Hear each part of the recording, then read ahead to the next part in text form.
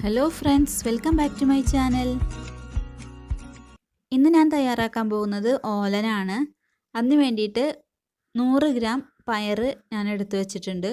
ഇത് തലേ ദിവസം തന്നെ വെള്ളത്തിലിട്ട് കുതിർത്തിയെടുത്തിട്ടുള്ള പയറാണ്. ഇനി നമുക്കിതൊരു കുക്കറിലിട്ടിട്ട് വേവിച്ചെടുക്കണം. ആവശ്യത്തിനുള്ള വെള്ളം കൂടി ചേർത്ത് കൊടുക്കാം. പയറൊന്ന് മുങ്ങിക്കിടക്കാൻ മാത്രമുള്ള വെള്ളമാണ് ചേർത്ത് കൊടുക്കേണ്ടത്. കുക്കർ അടച്ചിട്ട് ഒരു വിസിൽ വരുന്നത് വരെ നമുക്കിതൊന്ന് വേവിച്ചെടുക്കാം. കുക്കറിൽ ഒരു വിസിൽ വന്നതിന് ശേഷം ഫ്ലെയിം ഓഫ് ചെയ്ത് വെച്ചിട്ടുണ്ട്. ഇപ്പോൾ കുക്കറിലെ എയറൊക്കെ പോയി. നമുക്കിതൊന്ന് തുറന്ന് നോക്കാം. ഇപ്പോൾ പയറൊക്കെ പാകത്തിന് വെന്ത് വന്നിട്ടുണ്ട്.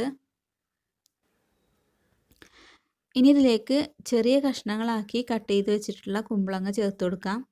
1 കപ്പ് കുമ്പളങ്ങയാണ് ഞാൻ ചേർത്ത് കൊടുത്തിട്ടുള്ളത്. ഇതിലേക്ക് എരിവിന് ആവശ്യത്തിന് 2-3 പച്ചമുളക് ചെറുതായി അരിഞ്ഞത് കൂടി ചേർത്ത് കൊടുക്കണം.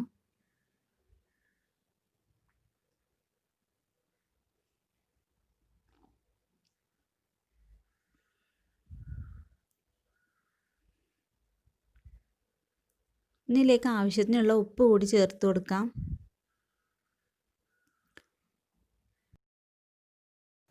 ഇനി നമുക്കിതിലേക്ക് തേങ്ങാപ്പാൽ ചേർത്ത് കൊടുക്കണം.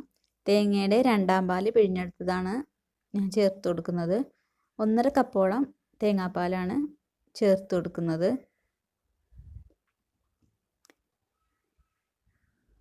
ഇനി ഈ തേങ്ങാപ്പാലിൽ കിടന്നിട്ട് ഈ കുമ്പളങ്ങ കഷ്ണങ്ങൾ നല്ല പോലെ ഒന്ന് വെന്ത് കിട്ടണം. കുക്കർ അടച്ച് വെച്ച് വേവിക്കേണ്ട ആവശ്യമൊന്നുമില്ല. ഓലിന് വേണ്ടിയിട്ട് എപ്പോഴും നല്ല മൂക്കാത്ത കുമ്പളങ്ങ എടുക്കുന്നതായിരിക്കും നല്ലത്. മൂക്കാത്ത കുമ്പളങ്ങയാണെങ്കിൽ പെട്ടെന്ന് വെന്ത് കിട്ടുകയും ചെയ്യും, നല്ല ടേസ്റ്റും ആയിരിക്കും. മസാലപ്പൊടികളൊന്നും ചേർക്കാത്തത് കൊണ്ട് നല്ല തേങ്ങാപ്പാലിൻ്റെ ടേസ്റ്റും മണമൊക്കെ ഉള്ള കറിയാണ് ഓലൻ. നന്നായിട്ട് കുമ്പളങ്ങ നല്ലപോലെ സോഫ്റ്റ് ആകുന്നത് വരെ വേവിച്ചെടുക്കണം.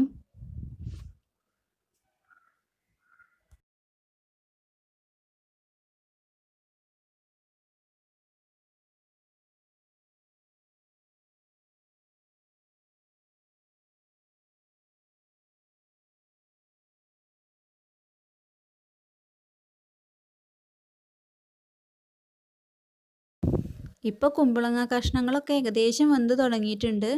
അപ്പോൾ കുറച്ച് നേരം കൂടി വേവാനുണ്ട്. അപ്പോൾ നമുക്ക് ഈ സമയത്ത് ഇതിലേക്ക് 2 തണ്ട് കറിവേപ്പില ചേർത്ത് കൊടുക്കാം. ഒരു 2-3 മിനിറ്റ് കൂടി നമുക്ക് കുമ്പളങ്ങ വേവിച്ചെടുക്കണം.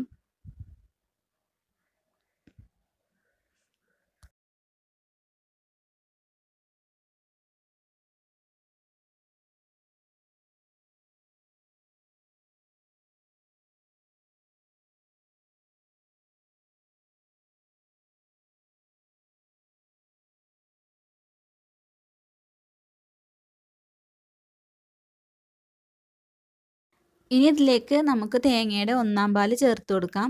ഒരു 3/4 കപ്പോളം 1ാം പാലാണ് ഞാൻ ചേർത്ത് കൊടുക്കുന്നത്. തീ നല്ലപോലെ കുറച്ച് വെച്ചതിന് ശേഷം വേണം 1ാം പാല് ചേർത്ത് കൊടുക്കാൻ. ഇനി നമുക്ക് നല്ലപോലെ ഇതൊന്ന് ഇളക്കി യോജിപ്പിച്ച് കൊടുക്കണം.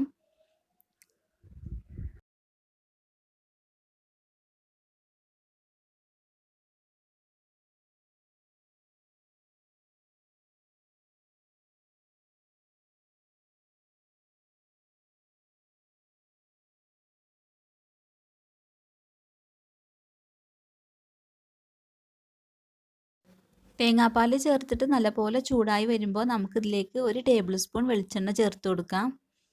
വെളിച്ചെണ്ണ ചേർത്തിട്ട് നല്ലപോലെ മിക്സ് ചെയ്തതിന് ശേഷം നമുക്ക് ഫ്ലെയിം ഓഫ് ചെയ്യാവുന്നതാണ്. ഇപ്പോൾ ഞാൻ ഫ്ലെയിമൊക്കെ ഓഫ് ചെയ്തിട്ടുണ്ട്. അപ്പോൾ നമ്മുടെ ഓലൻ ഇവിടെ റെഡിയാണ്. ഇനി നമുക്കിതൊന്ന് അടച്ച് വെക്കാം. ഇത് നല്ലപോലെ ചൂടാറിയതിന് ശേഷം വേണം സെർവ് ചെയ്യാനായിട്ട്.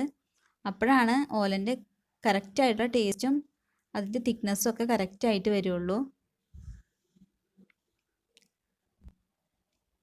അപ്പോൾ ഇന്നത്തെ എൻ്റെ വീഡിയോ നിങ്ങൾക്ക് എല്ലാവർക്കും ഇഷ്ടമായി എന്ന് വിചാരിക്കുന്നു. ഇഷ്ടമായിട്ടുണ്ടെങ്കിൽ ലൈക്ക് ചെയ്യാനും ഷെയർ ചെയ്യാനും മറക്കരുത്. ഫെമി ഫുഡ്സ് ഇതുവരെയും സബ്സ്ക്രൈബ് ചെയ്തിട്ടില്ലെങ്കിൽ സബ്സ്ക്രൈബ് ചെയ്യാനും മറക്കരുത്.